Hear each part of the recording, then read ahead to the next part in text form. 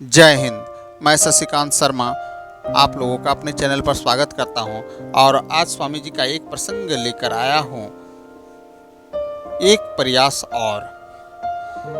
स्वामी जी कहते हैं, यदि कोई 1000 बार प्रयास करके भी हर बार असफल होता है तो मैं एक बार पुनः प्रयास करने की सलाह देता हूं। ऐसा इसलिए क्योंकि हो सकता है इसी प्रयास में उसकी सफलता छिपी हो और व्यक्ति पहले ही हार मानकर वह इसे छोड़ने जा रहा है, अपनी सफलता से मुंह मोड़ रहा है। तो स्वामी जी कहते हैं कि अक्सर ऐसा देखा जाता है कि व्यक्ति कई प्रयास करता है और कार्य को छोड़ देता है, जबकि प्रयास करने वाले व्यक्ति को कभी भी कार्य को अधूरा नहीं छोड़ना चाहिए, उसे हर बार प्रयास करना चाहिए। और मैं तो कहूँगा कि पुनः एक प्रयास और करें। इसी प्रयास में हो सकता है आपकी सफलता छिपी हुई हो और अक्सर ऐसा ही होता है।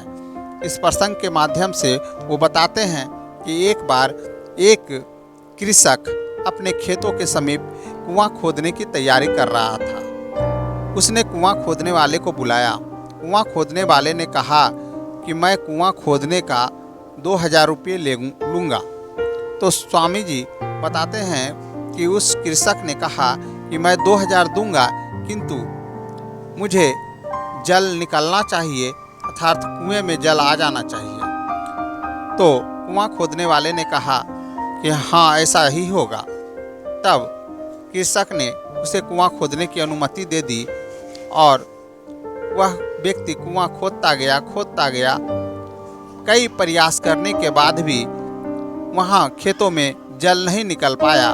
कुएं से जल न निकलने के कारण अब वह निराश हो गया और उसने प्रयास छोड़ दी और कृषक को कहा कि अब संभव मुझसे नहीं है कि मैं जल निकाल पाऊंगा, अतः आप से मैं 1 रुपया भी नहीं लूंगा और मैं जा रहा हूं। वह चला गया।